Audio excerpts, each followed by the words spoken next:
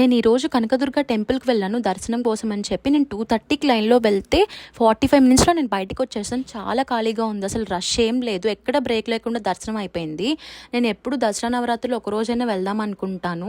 నవరాత్రుల్లో కాకుండా నేను ఎవ్రీ ఫ్రైడే నేను అమ్మవారి టెంపుల్కి వెళ్తూ ఉంటాను.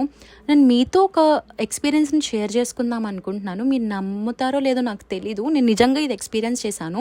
నేను ఎవ్రీ ఫ్రైడే టెంపుల్కి వెళ్తానని చెప్పాను కదా, అలానే నేను లాస్ట్ ఫ్రైడే టెంపుల్కి వెళ్ళాను 3 వీక్స్ తర్వాత.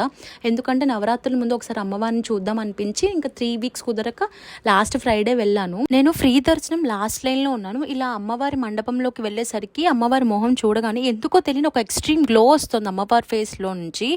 ఎప్పుడు నేను అంత గ్లోని అబ్జర్వ్ చేయలేదు, చాలా ఎక్కువ గ్లోగా కనిపించారు ఆ రోజు. సరే అని ధ్వజస్తంభం దగ్గర రైట్ సైడ్కి నుంచి ఉంటే సెక్యూరిటీ గార్డ్ వాళ్ళు లెఫ్ట్ సైడ్కి వెళ్ళమన్నారు. నేను రైట్ సైడ్ నుంచి లెఫ్ట్ సైడ్కి వెళ్ళేటప్పుడు అమ్మవారిలో ఒక కదలికని నేను గమనించాను అనమాట.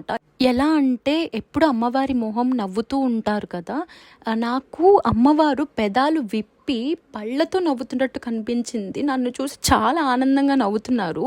నాకు ఒక్కసారిగా ఆ సీన్ని ఎక్స్పీరియన్స్ అయ్యేటప్పటికి ఒళ్ళంతా గూస్ బంప్స్ వచ్చేసేసి ఒక తెలియని వైబ్రేషన్స్ వచ్చి కళ్ళల్లోంచి నీళ్ళు వచ్చేస్తున్నాయి, ఏడ్చేస్తున్నాను. పైగా నేను ఏదో గర్భగుడిలో ఉన్న అమ్మవారిని చూస్తున్నట్టు అనిపించింది. అంత దగ్గరగా కనిపించాను నాకు అమ్మవారు. ఎక్కడో లాస్ట్ లైన్లో ఉన్న నాకు చాలా, నా మొహానికి చాలా దగ్గరగా కనిపించారు. నా వైపే సూటిగా కళ్ళు పెట్టి చూస్తున్నట్టు అనిపించారు. నిజంగా నేను నా జీవితంలో అది మర్చిపోలేను.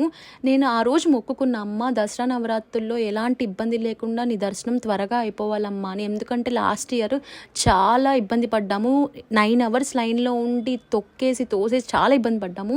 నిజంగా ఈరోజు నాకు ఎక్కడ బ్రేక్ రాలేదు. దర్శనంలో 45 మినిట్స్లో నేను బయటికి వచ్చేసాను. నిజంగా అమ్మ ఉంది అని అనిపించింది నాకైతే.